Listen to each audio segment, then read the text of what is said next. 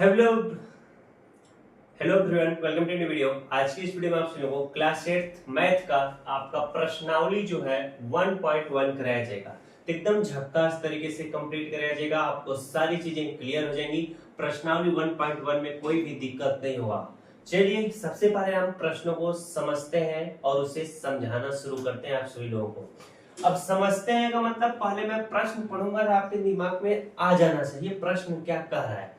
प्रश्न कह रहा है कि निम्नलिखित प्रत्येक में गुणन के अंतर्गत उपयोग किए गए क्या गुण धर्म का नाम बताना है। आपको इसमें क्या बताना है कि ये जो प्रश्न लिखा हुआ है किस गुण धर्म के आधार पे लिखा हुआ है, उसी गुण धर्म के आधार पर हम इसको लगा लेते हैं। बातें समझ में आएगी नहीं, बस गुण धर्म बताना है देख के कि कौन सा अच्छा है कि खराब है। अब वही चीज हम बताते हैं देख के अच्छा है कि खराब है, तो उसका इसमें नाम लिखा हुआ है। पहला सवाल का गुण धर्म कुछ और है, दूसरे का कुछ और है और तीसरे का कुछ और है। अब मैं आपको जब बताऊंगा तो आप देखते ही कोई भी प्रश्न पूछेगा आप बता दोगे कि इस प्रश्न में ई गुण धर्म का यूज हुआ है। अब कैसे, जरा ध्यान देना। अब यहाँ पर देखो पहला वाला प्रश्न है -4/5 गुणे 1 लिखा है, ठीक है।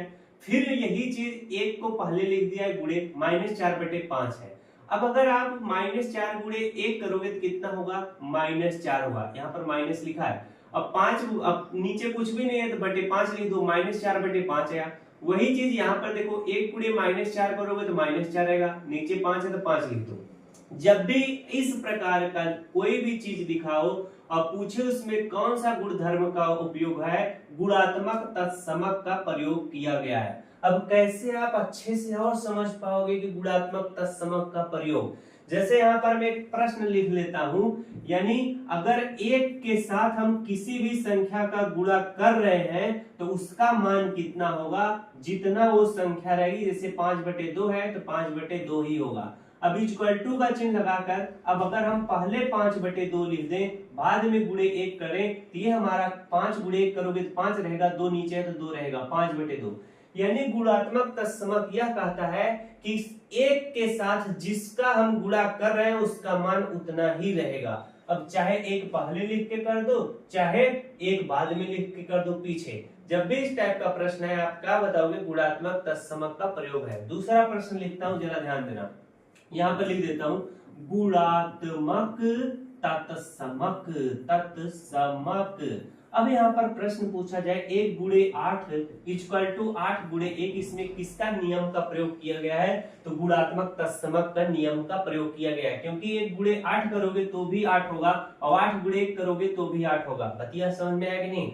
चलिए दूसरा प्रश्न लेता हूँ, 9 गुणे 1 करता हूँ इक्वल टू 1 गुणे आप 9 करता हूँ, तो इसमें किसका प्रयोग किया गया है, गुणात्मक तत्समक का प्रयोग किया गया है। समझ में आया बात है कि नहीं। 9 गुणे 1 करोगे तो भी 9 होगा, 1 गुणे 9 करोगे तो भी 9 होगा। यानी ऐसा प्रश्न जिसमें हम 1 के साथ अगर गुणा करा रहे हैं उसका उत्तर उतना ही आ रहा है जितना संख्या से हम गुणा करा रहे हैं, तो वहां पर गुणात्मक तत्समक का प्रयोग किया गया है। ये चीजें समझ में आ गई गुणात्मक तत्समक क्या होता है। अब चलिए हम दूसरा आपको समझाते हैं। अब चलिए आपको दूसरा गुणधर्म समझाता हूँ। दूसरा है यहाँ पर देखो -13/17 गुणे -2/7 है, फिर इक्वल टू -2/7 गुणे -13/17 है। इसमें आपको कुछ दिखाई दे रहा है कि नहीं दिखाई दे रहा है, कुछ दिखाई दिया। संख्याएं क्या है, एकदम सेम है, बस क्या है उल्टा लिखी है। यानी जैसे तेरा -13/17 यहाँ पे है, फिर इंटू -2/7 है। अब क्या है -2/7 यहाँ पे लिख दिया है और -13/7 को पीछे उसके लिख दिया है। जब भी इस टाइप का प्रश्न दिखाई देगा, जब संख्याएं एकदम सेम रहे, डिक्टो सेम रहे, बस पहली वाली को पीछे कर दे फिर पिछली वाली को पहले कर दे, तो यहाँ पर कौन सा गुण धर्म का प्रयोग किया जाता है, यहाँ पर क्रम विनिमेयता का प्रयोग किया जाता है। तो दूसरे वाले में कौन सा गुण धर्म का प्रयोग किया है, क्रम विनिमेयता का प्रयोग किया गया है।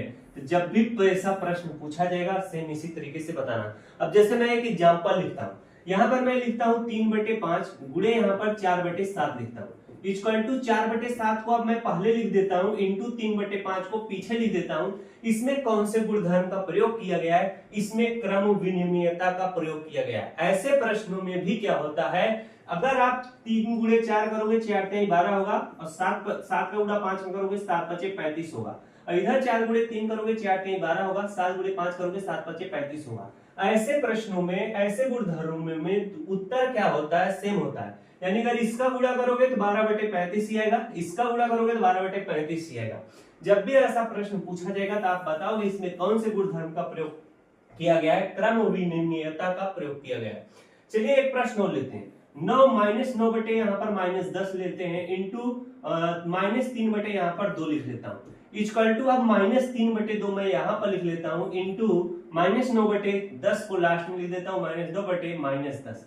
अब यहाँ पर देखो -9 बटे -10 है, पहले है, इधर क्या है -9 बटे -10 बाद में।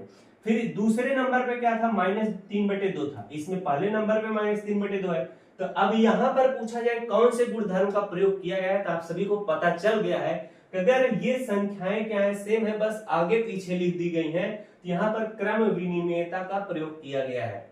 ऐसे प्रश्न में उत्तर क्या होता है, सेम आएगा। जैसे देखो माइनस गुणे -3 करो, तो ये देखो -9 बटे -10 है, ये ऑटोमेटिक क्या हो जाएगा, दोनों प्लस में हो जाएगा। बातें समझ में आई कि नहीं? अगर अंश भी क्या हो, माइनस में हो, और हर भी क्या हो, माइनस में हो, तो दोनों प्लस में हो जाते हैं। तो इतना दिमाग रखना।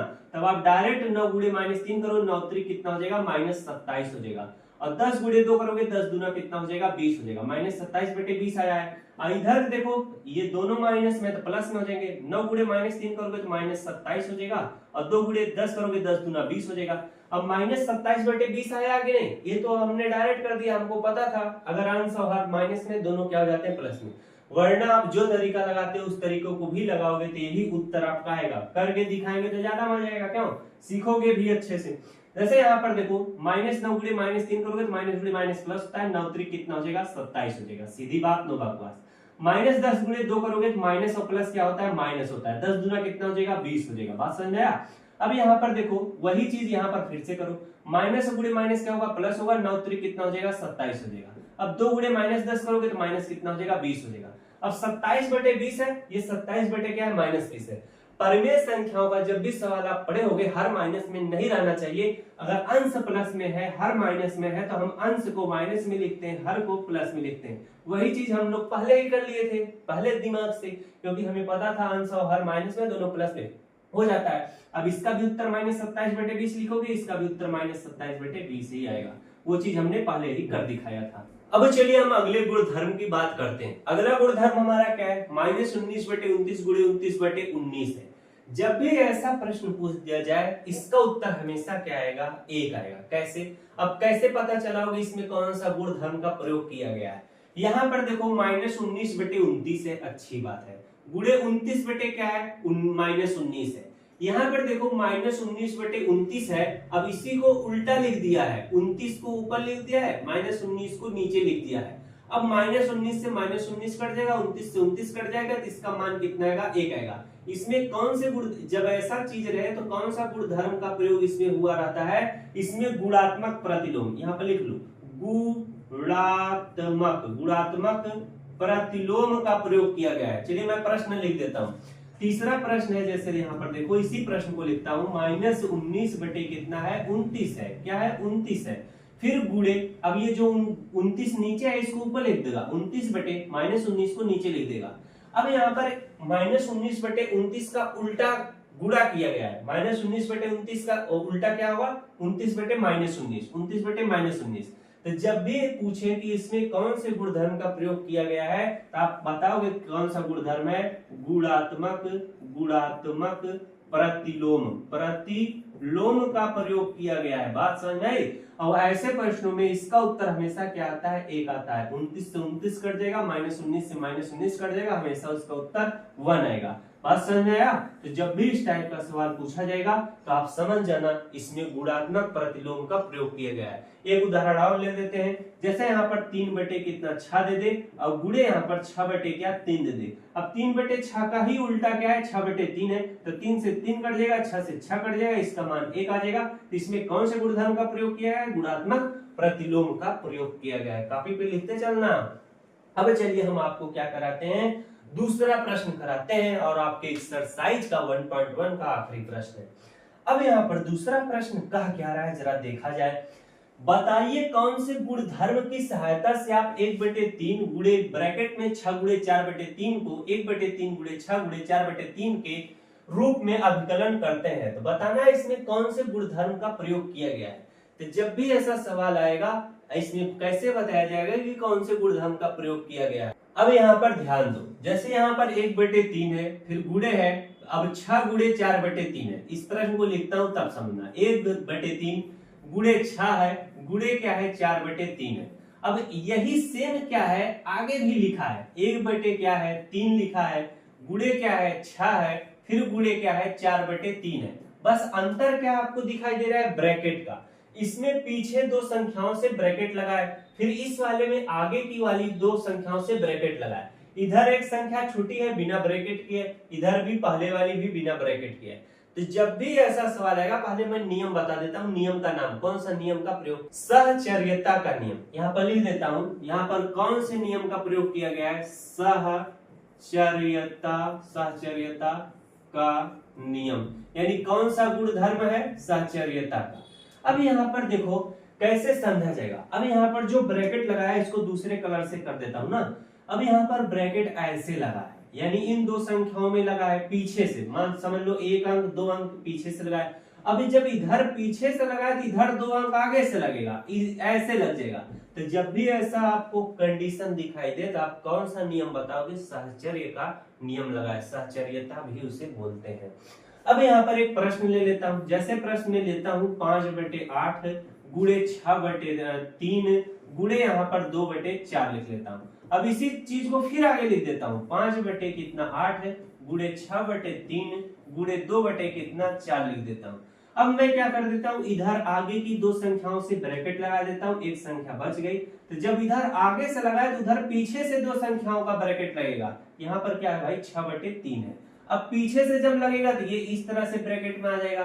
तो इसमें कौन सा नियम लगा है, सहचर्यता का नियम लगा है। बात समझ में। अब एक और बड़ा सवाल ले लेता हूँ, 2/5 गुणे 4 यहाँ पर 3 ले लेता हूँ, 5 यहाँ पर 2 लिख लेता हूँ। अब इसमें ब्रैकेट फिर से अब इधर से लगा देता हूँ, इसमें इधर ब्रैकेट लगा देता हूँ। वही सेम चीज लिखो, 2/5 गुणे 4/3 गुणे 5/2 लिख देता हूँ। अब इसमें पीछे से लगा है, एक अंक इधर आगे वाला छूटा है, तो इधर क्या हो जाएगा, आगे से 2 अंक पे लग जाएगा, पीछे से अंक छूट जाएगा। तो इसमें कौन सा नियम लग रहा है, सहचर्यता का नियम, यानी सहचर्यता का गुणधर्म का प्रयोग किया गया है। तो आप इसे नोट करिएगा, पूछेगा कि कौन सा गुणधर्म का प्रयोग किया गया है, तो तीनों आपको बता दिया गया है। यानी 2 प्रश्न आपके थे, दोनों आपको अच्छे से समझा दिए गए। अगर वीडियो अच्छा लगा तो वीडियो को लाइक करना। इसी तरह से आपको मददफुल वीडियो मिलती रहेगी। Thanks for watching.